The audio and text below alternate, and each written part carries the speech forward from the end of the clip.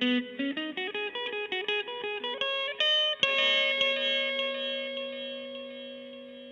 bem, amados. Nós vamos dar aqui, vamos começar fazendo uma breve revisão do que a gente falou, relembrando o que nós falamos no domingo passado, e aí a gente vai entrar no tema de hoje, tá certo?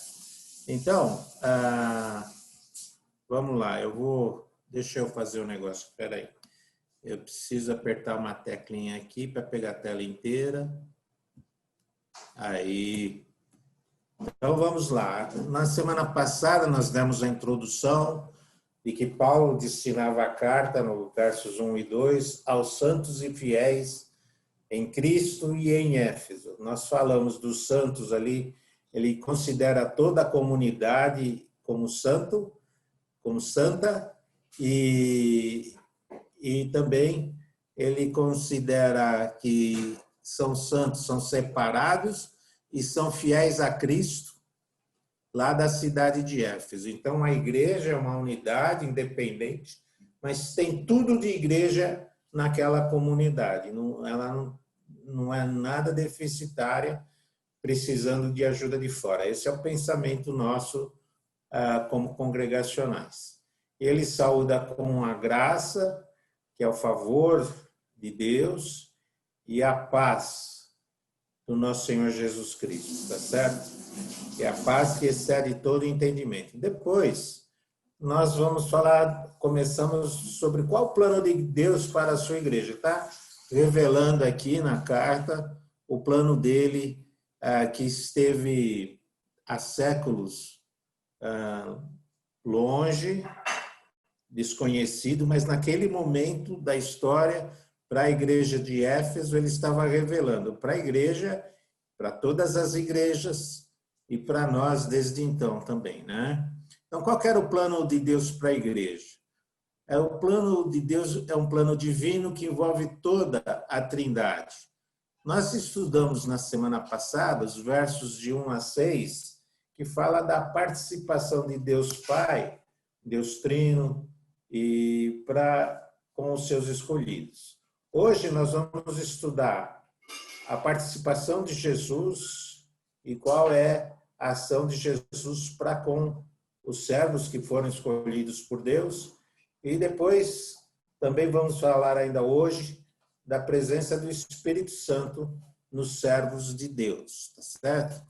Então, só lembrando da semana passada, bendito seja Deus e Pai, que você tenha a participação de Deus Pai. Bendito seja o Deus e Pai do nosso Senhor Jesus Cristo, que nos abençoa com todas as sortes de bênçãos espirituais nas regiões celestiais em Cristo. Hoje o pastor falou, né, sobre Cristo dominando, sendo o poder supremo também nas regiões celestes, tá certo? E aqui ele está revelando para a gente isso, que ele nos abençoou com bênçãos espirituais nas regiões celestes. Se você pegar a primeira aliança com o povo de Israel, era uma aliança em termos terrenos. Ele falava da terra prometida, falava da longevidade do povo de Israel e da paz com outras nações. Mas Jesus, ele nos coloca no patamar espiritual nas regiões celestes, né? E nós temos um combate lá também para fazermos. Porque Deus nos escolheu antes da fundação do mundo para sermos santos e irrepreensíveis em sua presença. Então, antes de Gênesis 1:1, antes de Deus criar a terra, criar o homem, Deus já fez esse plano. E nesse plano tinha uma coisa ali que dizia assim, tinha uma cláusula que dizia assim, olha, vocês que estão em Cristo Jesus vão ser santos e irrepreensíveis em sua presença. Então, um dos objetivos do plano de Deus é nos fazer santos e irrepreensíveis em sua presença, tá certo? Então, vamos dizer assim, uma arrumação da nossa vida aqui, né?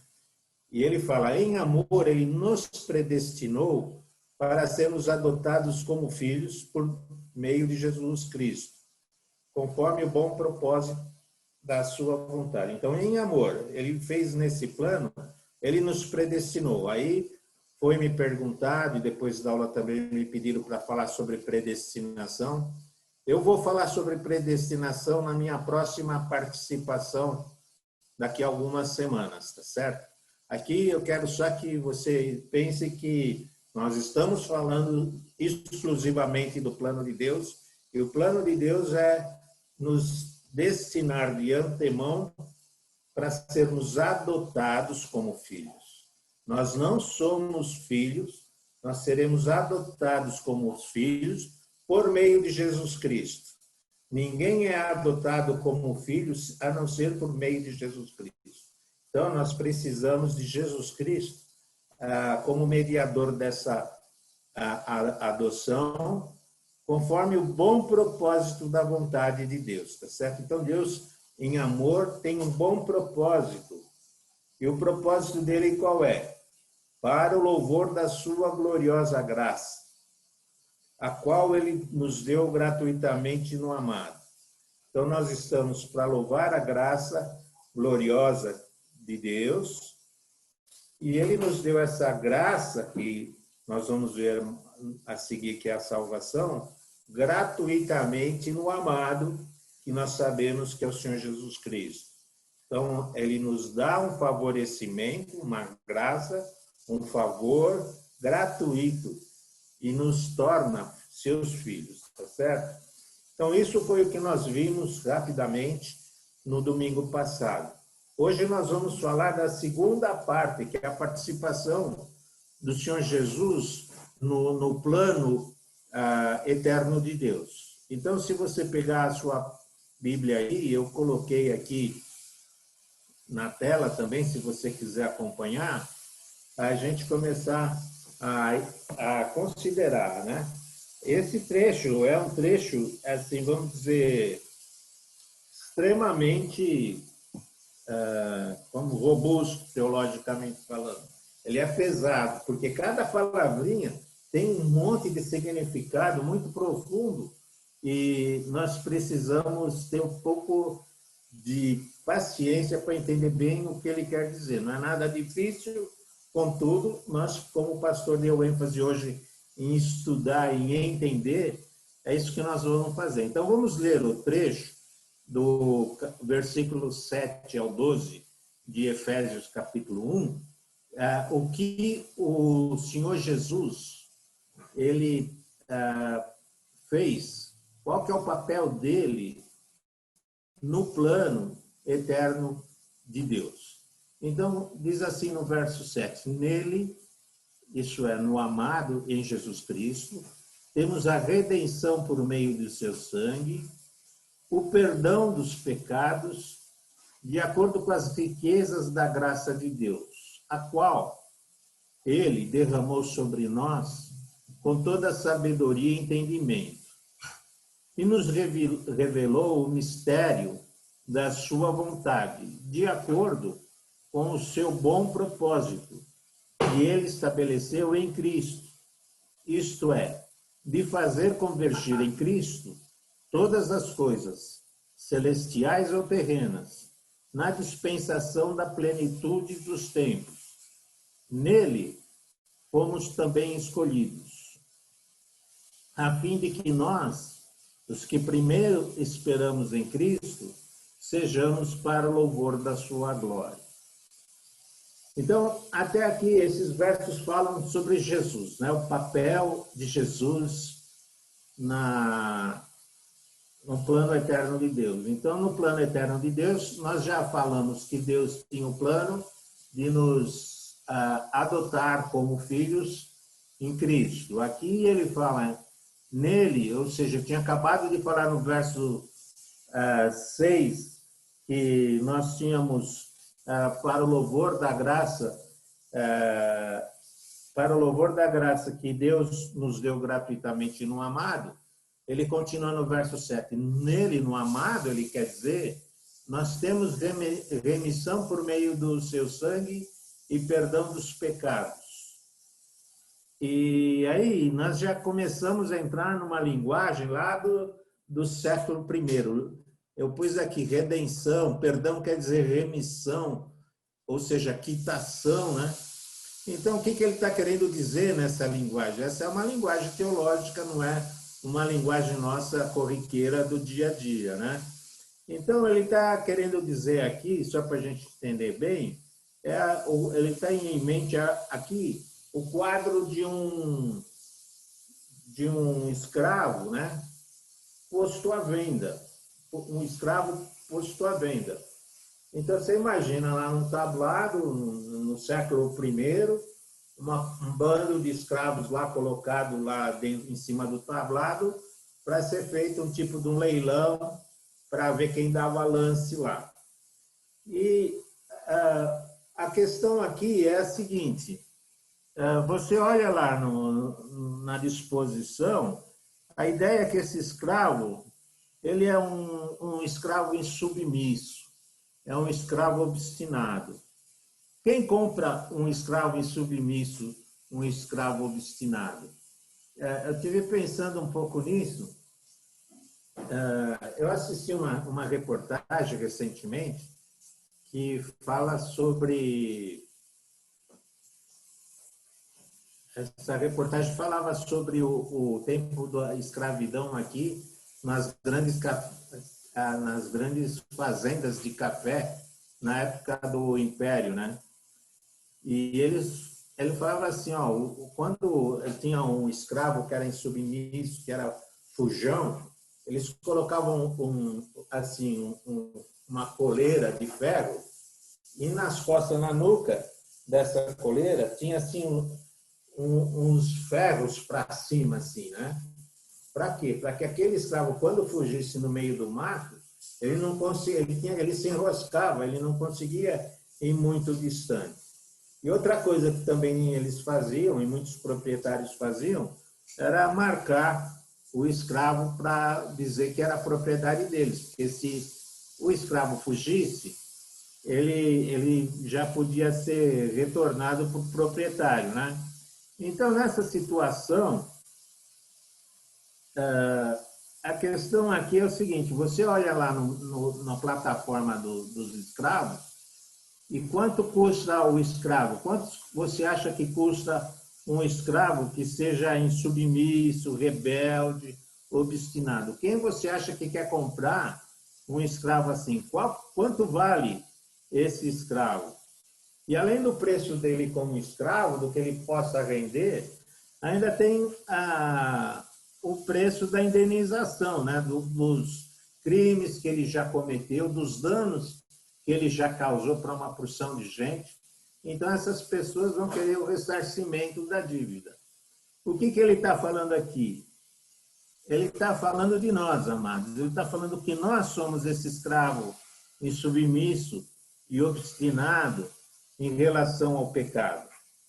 Qual que é o preço desse escravo? Aí é que a coisa pega, né? Qual que é o preço desse escravo? E o vendedor lá do leilão, ele diz assim, o preço desse escravo, que sou eu, que é você, é o preço da vida do comprador. Quem quer comprar tem que pagar com a sua vida. E aí? Você acha que teria alguém disposto a pagar com sua vida por você? Uma pessoa boa, empreendedora, uma pessoa que vê você lá morrendo, você acha que alguém, em sã consciência, se disporia a pagar com o sangue dela para que você continuasse a viver? Essa é a conversa aqui. E ele fala assim que em Cristo temos a compra, a redenção, a compra, o pagamento por meio do seu sangue. E ele, além de pagar pela pessoa do pecador, ele quita, ele faz a remissão, o perdão dos pecados. E, assim, em sã consciência, ninguém estaria disposto a fazer isso, né? Mas é aí que entra Jesus dando a sua vida por nós. E aí nós precisamos entender e precisamos sentir a redenção, né? Então, a redenção não é só um termo obscuro, não é assim alguma coisa de compreensão. Não, isso nós temos que internalizar isso, que Jesus, que o sangue de Jesus foi dado, foi pago por ele pagou com a vida dele para que eu tivesse vida, né? E se você for lá em 1 Coríntios capítulo 6, verso 20, que eu pus aí no texto, 1 Coríntios 6, o verso 20, fala assim: vocês foram comprados por alto preço. Portanto, glorifiquem a Deus com o seu próprio corpo. Vocês foram comprados por um alto preço. Nós somos o escravo rebelde, obstinado, insubmisso, que vive pecando contra Deus. E nós, mesmo assim, Jesus pagou um alto preço por você e por mim.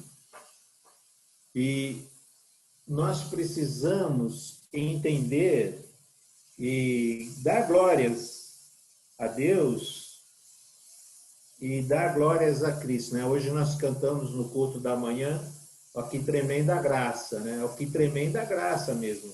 Por isso que ele fala aqui no verso 7 das riquezas da graça de Deus. Essa é uma graça muito grande, e esse é um favor que nós não merecemos. Não existe nada em nós para a gente conseguir ganhar, receber esse favor. E no verso 8 ele fala assim, olha, isso foi derramado. Ele, Cristo, derramou sobre nós com toda sabedoria e entendimento. Então, veja bem, essa ação de Cristo, ela não foi assim afoita, não foi inconsequente. Ela foi feita com uma sabedoria e com entendimento. Ela é uma sabedoria profunda. E nós precisamos reverenciar o plano de Deus, né? Com todo o seu conhecimento, ele atribui sabedoria e entendimento. E no verso 9 ele fala, e Deus nos revelou o mistério da sua vontade, de acordo com o seu bom propósito que ele estabeleceu em Cristo. Então, Deus revelou o mistério da sua vontade. Isso esteve, segundo Paulo, escondido das gerações anteriores a eles. E naquele momento, Deus está fazendo revelação do mistério de Deus. Assim como nós estamos vendo que na carta, no culto, na carta aos Colossenses, existe a religião de mistério lá em Colossos, que era uma coisa que dominava toda a região, e só quem dominava um certo segredo podia participar da comunidade deles, e nesse caso, você tinha que ter pagar certos atributos para que eles te revelassem o segredo e tivesse a revelação especial. Aqui Deus está revelando para quem quiser a bom som e falando bem alto para todo mundo qual que é o mistério, qual foi o mistério da boa vontade, da sua boa vontade que ele estabeleceu em Cristo. Então não existe no plano eterno de Deus uma alternativa sem Cristo. Então, necessariamente, quem estiver no plano de Deus tem que estar em Cristo. Como nós falamos na semana passada, estar em Cristo é estar debaixo do seu domínio. Estar em Cristo é estar submisso voluntariamente a Ele. Estar em Cristo é servi-lo, tá certo? Então, o mistério que Deus propõe passa pela pessoa de Cristo, tá certo? A salvação, pelo que nós já falamos, a compra e o perdão dos pecados. Isso necessariamente passa por Cristo. Não existe outra provisão feita por Deus. Todo e qualquer ser humano tem que passar por essa experiência. E ele continua falando desse mistério no verso 10, falando que o mistério também é convergir em Cristo todas as coisas, celestiais ou terrenas, na dispensação da plenitude dos tempos. Ele vai convergir em Cristo todas as coisas.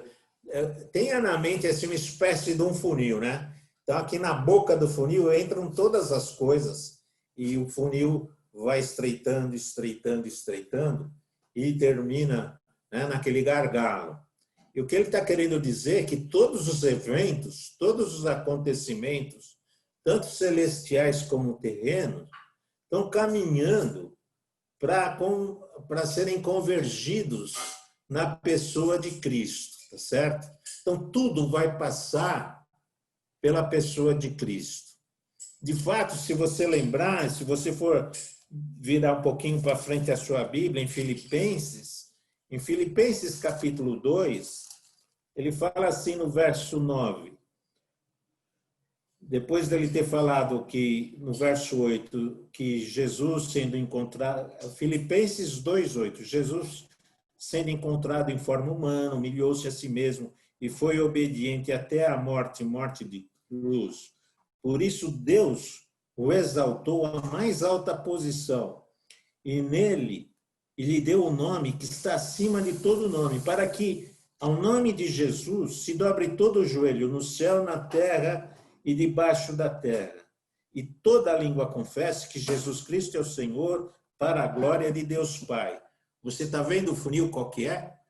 O funil é esse. Todos os eventos, tudo o que acontece não é sem propósito. A história tem uma finalidade, é convergir em Cristo todas as coisas. Por quê?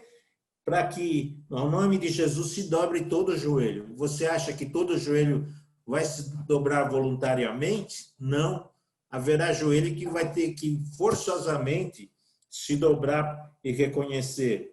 E não só de figuras, de pessoas humanas, mas também de seres espirituais. Porque ele fala, ao nome de Jesus se dobre todo o joelho nos céus e na terra. Tá certo? Então, todos os seres, todas as criaturas vão se prostrar diante de Cristo e toda língua, voluntária ou involuntariamente, há de confessar que Jesus Cristo é o Senhor, para a glória de Deus. Esse é o plano eterno. Esse é o segredo das coisas. Então, se nós estamos vivendo em problemas, se nós estamos vivendo com dificuldade, entenda que tudo isso está indo nesse funil, está indo para a parte estreita do funil, está caindo em Cristo, porque todas as coisas vão convergir em Cristo. Nele, ou seja, em Jesus, nós também fomos escolhidos, né?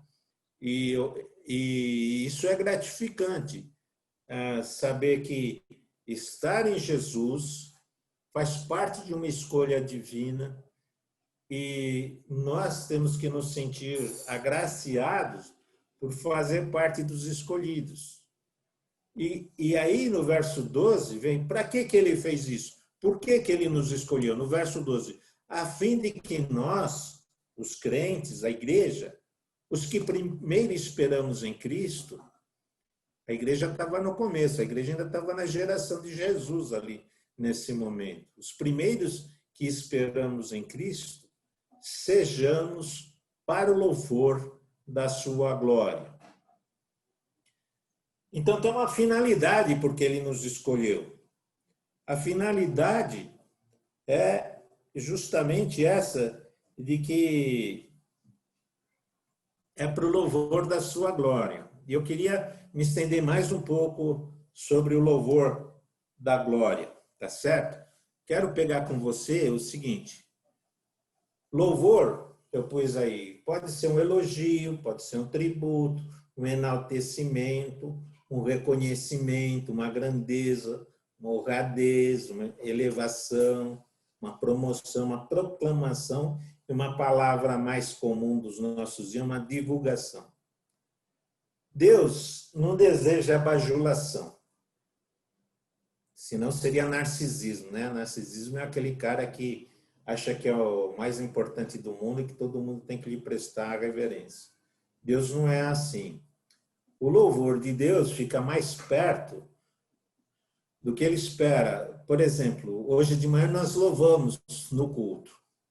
Ali o louvor, ele é um louvor de exaltação, de contemplação. Nós cantamos até "Ó que tremenda graça", né?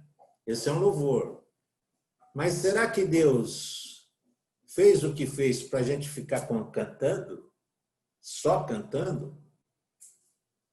Tem mais, tem mais. Tem um louvor que faz parte de proclamar, de divulgar a grande graça, a grande salvação, o que ele fez por nós. Então, aqui nesse trecho, quando ele fala que ele nos escolheu para o louvor da sua glória, é para a divulgação da glória de Deus. E aí nós entramos na segunda parte difícil dessa, né? Esse louvor da sua glória é uma linguagem muito difícil para mim. Eu imagino que explicar isso com outras palavras não seja fácil. Mas a glória é difícil. A glória de Deus é uma coisa difícil de explicar, porque a glória tem duas significações.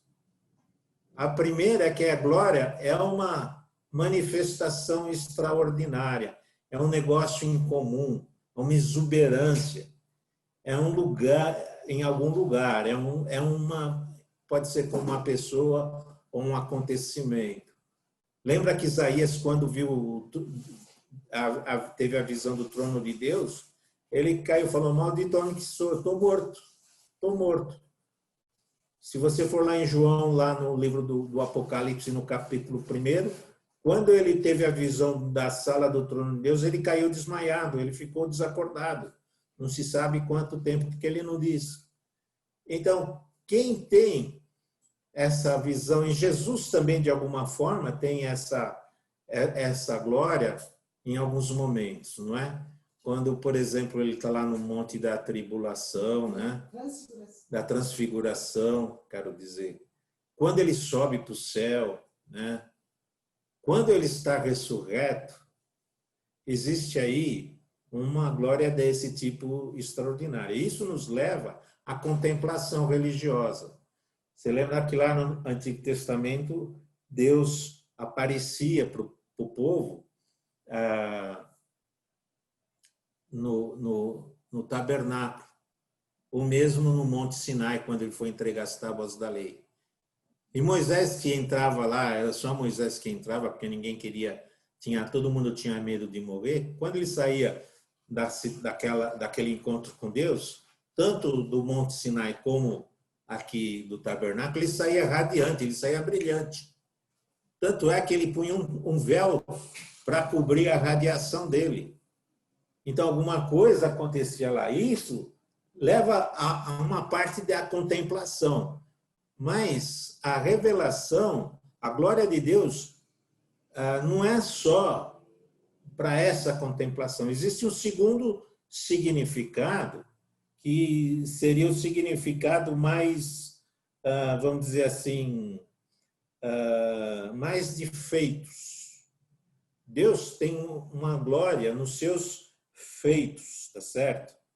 E os homens também têm glória pelos seus feitos. A gente pode entender bem isso. Por exemplo, se eu falar para você, qual que é a glória de Cristóvão Colombo? Ele descobriu as Américas. Qual é a glória de Dom Pedro I? Ele proclamou a independência do Brasil. Qual que é a glória da princesa Isabel? Ela fez a abolição da escravatura. Qual é a glória de Santos Dumont? Ele foi o primeiro voador brasileiro.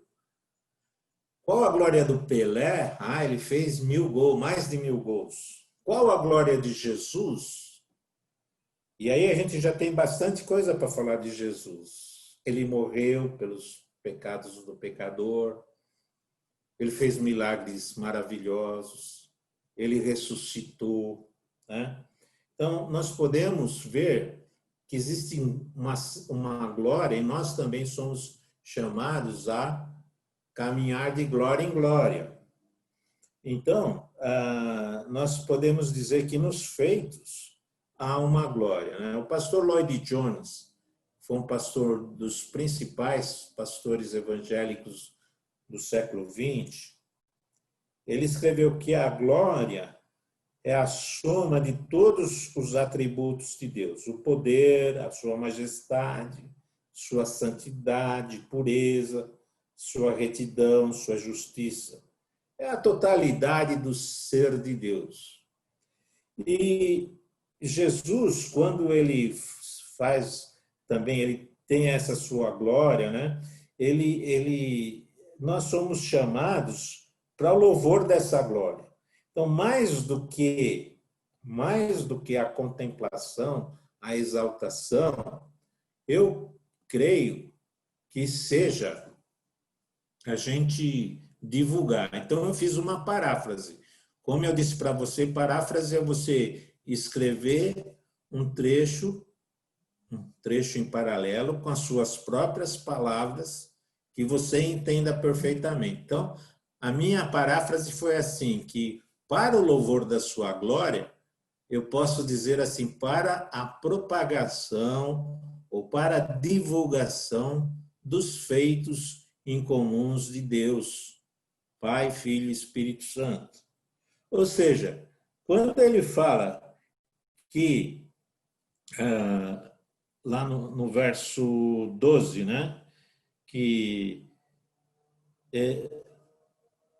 nós, né, que nós somos para o louvor da sua glória, nós somos para a divulgação da glória de Deus Pai, Filho e Espírito Santo.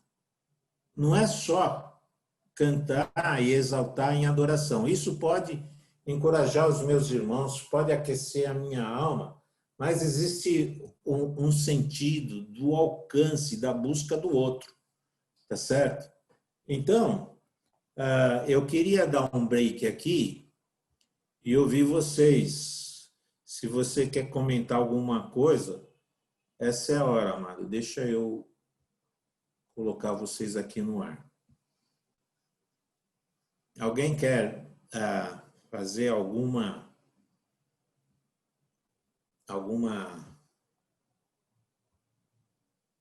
comentário, me ajudar nisso aqui?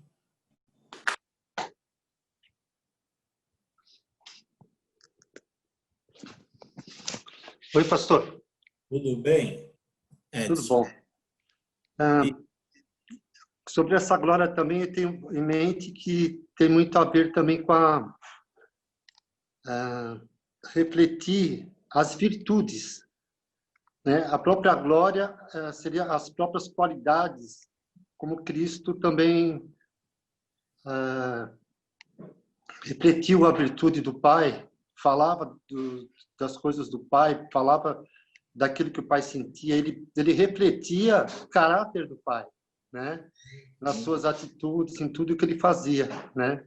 Então, eu creio que essa é a nossa meta, né? É a maneira de refletir, justamente crescendo nessa graça de transmitir, de viver as qualidades de Jesus, abrindo mão do nosso egoísmo, né? E demonstrar para as pessoas como que Jesus agia, não vivendo para si, mas considerando o outro superior a si mesmo, e nessa linha, né? Principalmente das virtudes. Perfeito, perfeito. Além dessa questão que o irmão comentou agora, né? Eu acho que é mais uma parte. Perfeito. Eu acho que você falou 10 o que você falou. Assino embaixo que você falou. Nada a acrescentar. Realmente, nós vamos crescendo de glória em glória, de acordo com o caráter divino, né? E, então, esse também é um desafio. Então, a gente fica com essa ideia de que e isso tem um reflexo na sociedade, entendeu? O que a ênfase que eu estou querendo dar com vocês aqui é essa, de que a gente não deve, vamos dizer assim, diminuir, né? Mas com todo mundo que a gente tiver contato, deve fazer parte natural, tanto como o Edson acabou de falar para nós aqui, de dar o exemplo, mas e falar desse exemplo, e divulgar esse exemplo, né? E proclamar essa grandeza de Cristo, né? Porque fazendo isso, e as pessoas vão poder também ter acesso. Senão, se eles não ouvirem sobre Deus, eles não têm condições de responder a Deus. E esse é o nosso papel nesse plano eterno de Deus. O plano eterno de Deus foi para que a nossa parte é para o louvor da glória de Cristo, para o louvor da glória de Deus Pai, de Deus Espírito, para o louvor da Trindade. E nós devemos estar constantemente falando disso para todos, indistintamente, porque nós não sabemos o alcance, né? A quem vai alcançar, né? Imagino que alguém em algum momento falou para cada um de nós sobre essa glória, né? Que nos levou então ao caminho divino, né? Tá certo? Então nós temos aqui um papel muito claro de Cristo, né? Nesse plano. O plano aqui é muito claro. Cristo nos comprou com preço. Cristo nos pagou com sangue, e nós precisamos fazer a nossa parte, né? Cristo não se omitiu e nós não devemos nos omitir também, tá certo? Nós temos um papel, nós precisamos entender isso, que nós temos um papel no plano eterno de Deus, tá certo? Já que nós fomos eleitos para quê? Né? Não é para ficarmos entrincheirados ou nos limitando à questão de adoração, à questão do louvor, mas nós somos eleitos para uma coisa maior do que essa. Então, o que eu quero dizer, a gente não deve ter uma vida muito insular, muito voltada para nós mesmos dentro da igreja. De alguma forma, nós precisamos alcançar outras pessoas, certo? Bom, vou dar mais uma esticada aqui, porque eu tenho que terminar essa aula até às 11 horas, até o meio-dia, né? Então, eu queria agora voltar lá para os nossos slides e vamos mostrar agora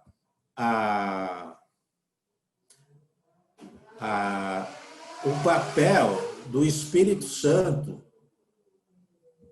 no plano de Deus, né? Qual o papel do Espírito Santo no plano de Deus? Verso 13 e 14. Nele, ou seja, em Cristo, quando vocês ouviram e creram na palavra da verdade, o evangelho que os salvou, vocês foram selados com o Espírito Santo da promessa, que é a garantia da nossa herança, até a redenção daqueles que pertencem a Deus para o louvor da sua glória. Então, aqui, nós temos a terceira pessoa da Trindade no plano divino, né? Nele, ou seja, em Cristo, uma vez que eu tenho em Cristo, e aí ele dá, como eu disse na aula passada, que ele dá o passo a passo. Como uma pessoa está em Cristo?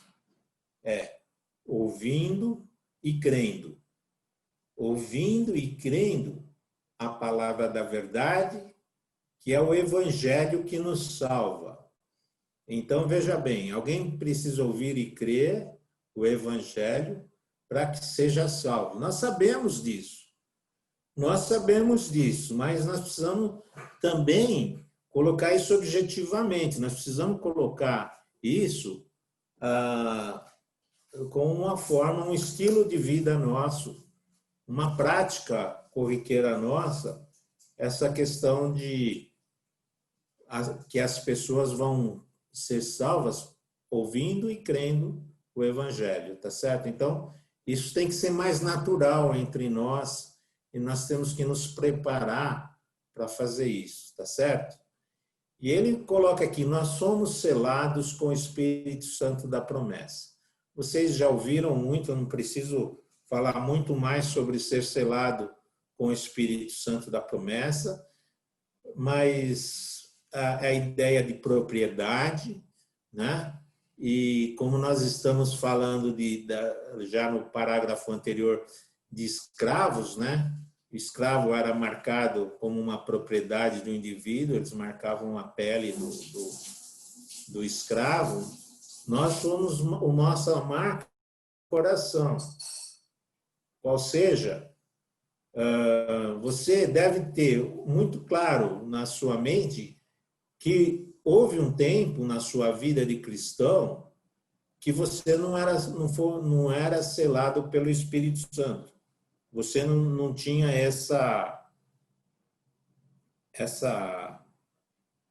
como é que eu vou dizer aqui?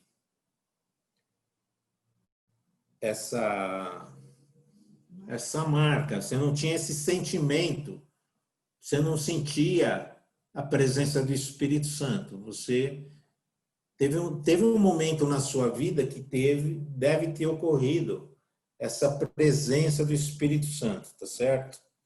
E esse trecho também é importante para nós, que ele fala, quando vocês viram e creram, né, vocês foram salvos e foram selados com o Espírito Santo, tá certo? Então, esse é um ponto importante que nós temos, até assim, uma discussão que a gente tem com o pessoal que é o pessoal que é da pentecostal, né? O pessoal pentecostal fala que a gente tem que ser batizado pelo Espírito Santo. Mas aqui esse trecho fala para a gente que a gente vai ter esse Espírito Santo quando é salvo. Né? Foi um momento da salvação que você é batizado com o Espírito Santo. Você pode, durante a sua vida, ter outros enchimentos. Porém, você é batizado com o Espírito Santo na hora que você é salvo. Essa é a nossa posição, essa é a nossa compreensão, né, desse trecho, tá certo? Então, nós temos esse selo, esse é um selo de garantia, que é colocado no nosso coração. O Espírito Santo está lá dentro, atuando em nós. O Espírito Santo está lá dentro, cuidando de nós. Então, isso é uma certeza. E ele fala aqui também, o Espírito Santo serve de garantia da nossa herança. O Espírito Santo é um penhor, o Espírito Santo é um depósito colocado em nós de que nós vamos herdar a nossa herança algum dia. Que a gente, a despeito daquilo que nós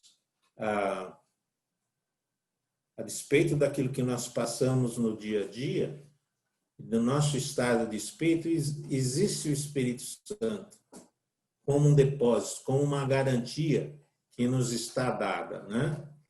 Então, isso faz de nós enfrentarmos a vida cristã, enfrentarmos as dificuldades com força, com garantia de que nós temos um futuro, né?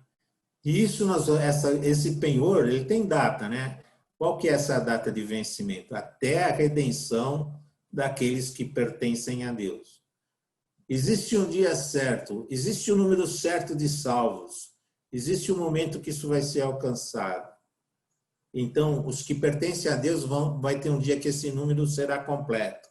Então, nós vamos chegar naquilo que a gente falou antes, na plenitude dos tempos. Mas, de novo, ele fala de novo aqui, para o louvor da sua glória. Tá? A presença do Espírito Santo também deve ser em nós um motivo de divulgação, de proclamação da glória de Deus na pessoa do Espírito Santo, tá certo? Então, vamos dizer assim, com isso a gente acaba resumindo o plano eterno de Deus. Olha só quantas bênçãos que eu anotei aqui desde o começo do plano. Nós fomos abençoados com toda sorte de bênçãos espirituais em Cristo. Ele nos escolheu dentre muitos. Ele nos habilitou para sermos santos e irrepreensíveis. Ele, em amor, nos predestinou. Cadê? Eu pulei aqui, peraí. Deixa eu voltar aqui. Aqui, ele nos predestinou. Nós fomos adotados como filho. A sua bondade, a sua boa vontade, ele espera que nós tenhamos esse desafio de alertar os que estão em Adão, sob o domínio do pecado, para que tem saída para eles também.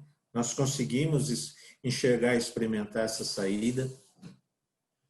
Ele nos confiou a tarefa de divulgar a sua glória, a sua obra, o seu plano que está em execução. Desculpe. A graça foi gratuita para nós, mas ela foi custosa para Cristo. A riqueza da graça é preciosa para nós, né? Que é o perdão dos nossos pecados. Essa é a riqueza do favor de Deus. Ela revelou para nós um mistério que estava oculto desde o princípio. O plano também estabeleceu, a graça estabeleceu a pessoa de Cristo como sendo o canal que nos leva.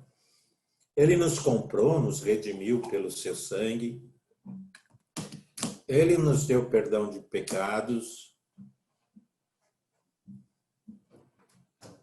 Em Cristo, nós estamos alinhados com o fim, com a plenitude dos tempos.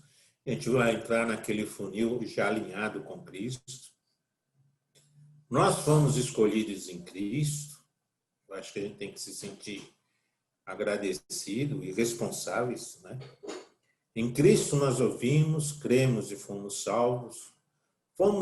Estamos selados com o Espírito Santo. Recebemos o Espírito Santo como penhor, como garantia de que nós vamos estar com Ele no juízo final, na vida eterna, que é a nossa herança. Ele nos garante uma herança. Então, tudo isso, todas essas bênçãos, nós temos em Cristo. Então, eu volto a abrir aqui o microfone para vocês, para ouvir mais. Se você quiser falar comigo, por favor, se manifeste e dê aí o seu recado para nós. Eu não estou... Diga, fala, Cássio. Quando lemos, né, até a redenção, denota um tempo, aí você voltou para justamente plenitude dos tempos. Nós estamos falando da volta de Jesus? Ou melhor, né, Paulo está falando sobre a volta de Jesus? A plenitude dos tempos é a definição final, né? Nós pensamos que quando Cristo voltar ainda teremos um milênio. E depois desse milênio, o Satanás será solto. Ele vai levantar uma rebelião. Existem pessoas que não salvas, que vão se manifestar, vão se rebelar contra Cristo. Aí haverá a batalha lá do Armagedon. E aí haverá a destinação final e o aprisionamento de Satanás e dos ímpios sendo lançados no inferno, né? Então, aí vem o fim. Então virá o fim, né? Então, aí é a plenitude. A plenitude é o momento em que Cristo reina, né? Ele reina completamente e todos os seus inimigos foram reduzidos, foram eliminados, né? Essa é a plenitude dos tempos. Ok? Quem mais? Tem que falar aí para você aparecer na minha tela. Não sei por que hoje não estou vendo todo mundo aqui. Vou achar Muda vocês. a tela para a direita que você consegue. Achei. Achei vocês. Agora, quem mais deseja falar alguma coisa? Manifeste-se.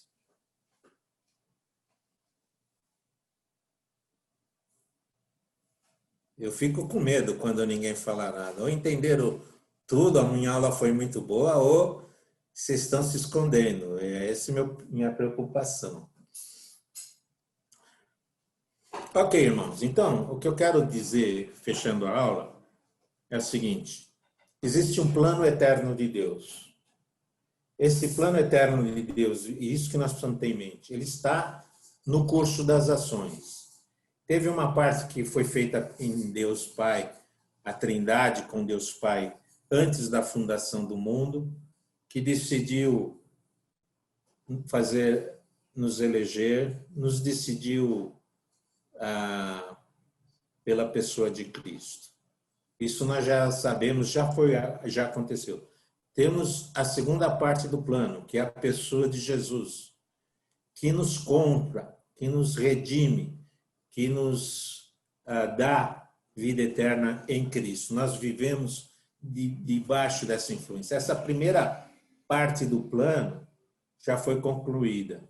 Mas tem a parte final, que é a plenitude dos tempos, onde todas as coisas, nesse momento, todos os movimentos estão convergindo para a plenitude dos tempos, para aquele momento onde Cristo vai ser glorificado no final. Então, nós estamos no meio desses dois períodos, entre o mover salvador de Cristo e a plenitude, o reconhecimento de todas as criaturas da pessoa dele. Nós estamos no meio desse caminho e aí a gente ainda tem um monte de embate, um monte de dificuldades, tá certo? Mas, nesse momento, vem a terceira pessoa da Trindade. Nós temos o Espírito Santo. O Espírito Santo está dentro de nós, ele nos ensina, ele nos orienta, ele nos ajuda a aprimorar o nosso caráter e a sermos obedientes a Cristo. E todo esse pacote, né, desse plano, ele tem uma premissa básica para nós, que é o louvor da sua glória, a proclamação da sua obra. Então, nós precisamos ver e agir com responsabilidade, com esse propósito. Por isso que nós somos eleitos, para esse louvor da sua glória, certo? Então, a gente precisa viver nesse trecho. Então, tudo que nós vamos estudar no restante de Efésios, ele vai falar das consequências desse plano. Ele vai falar, por exemplo, de nós antes éramos assim, agora nós somos novas criaturas em Cristo. Ele vai falar uma porção de coisas no restante de Efésios que está amarrado nesse plano divino, esse plano eterno que está para nós e está posto aqui logo na abertura da carta e está posto para todas as igrejas. Essa é a bênção, que vai mostrar mais tarefas nossas individuais e vai mostrar mais responsabilidades nossas como grupo, como comunidade, como igreja também. Ele põe essas coisas aqui no livro de Efésios, né? Mas esse é o pontapé inicial. Ele colocou lá para os Efésios, para eles entenderem o que eles estavam vivendo. Lembrem-se que eu falei para vocês um pouco antes, que na aula passada eu falei assim, o pessoal vivia lá meio sob suspeita, porque eles começaram, a igreja começou a crescer, aí deu aquele tumulto lá dentro da sociedade, lá da cidade, dentro da comunidade do grupo que eles viviam, então eles são olhados com suspeita, e eles mesmos precisavam dessa visão também, do que está acontecendo no plano eterno, qual que é o plano de Deus, para eu saber como me posicionar. Eu acho que isso ajuda nós também, isso tem a ver conosco hoje, essa compreensão nos posiciona no mundo, na vida que nós temos hoje, tá certo? Eu acho que isso é super importante. Girval, Ok? Diga, Alba. Isso que você está falando sobre plano de Deus, porque Deus tem um plano para as nossas vidas também, né? E uma vez um professor do seminário falou uma coisa que eu não esqueci mais, que está baseado em Efésios 1, 9 e 10, de fazer convergir todas as coisas para Cristo, né? Uma forma da gente, às vezes, decidir se alguma coisa é ou não vontade de Deus é justamente colocar sobre esse prisma, né? Como que Deus vai ser glorificado? E essa minha escolha vai louvar o Senhor ou vai, pelo contrário, ignorá-lo, né? Então, é um prisma que a gente deve sempre ter em vista na nossa vida, em todas as coisas que a gente faz, né? De uma maneira prática. É bem pensado, né? A gente pensando que Deus tem um plano, nada é contingente, nada é resposta imediata à situação. Tudo tem um propósito e às vezes esse propósito ele é doloroso. Nós vivemos numa sociedade que não gosta de sofrer. Qualquer coisa que nos incomoda, a gente tem pouca tolerância para a dor.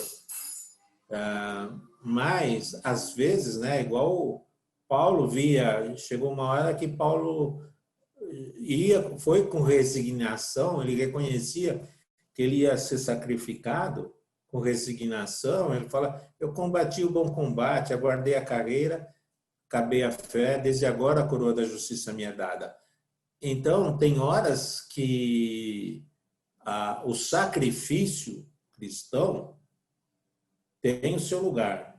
E isso deve nos ajudar a viver sacrificialmente, porque existe um propósito, ainda que a gente não consiga saber desse propósito. Hoje nós lemos sobre quantos mártires morreram e sequer eles fizeram aquilo em obediência a Cristo, mas eles não conseguiram contemplar a dimensão do que eles estavam fazendo. Quando eu disse na aula passada, citei o nome de 3 mártires congregacionais que foram sacrificados em 1600, 1500 e pouco, porque eles estavam defendendo, né, que a igreja, o cabeça é Cristo. Eles não podiam contemplar que nós estamos no ano 2020 e estamos falando o nome deles, falando, esses foram mártires. Olha o exemplo que eles deram lá. Então, nós não podemos. Então, eu acho que nós temos que olhar o sofrimento como parte da vida cristã, mas é um sofrimento propositado. E a gente não pode perder medo de vista que o sofrimento é proposital e que nós estamos alcançando visibilidade, não para nós, mas para a glória de Cristo. Tá certo?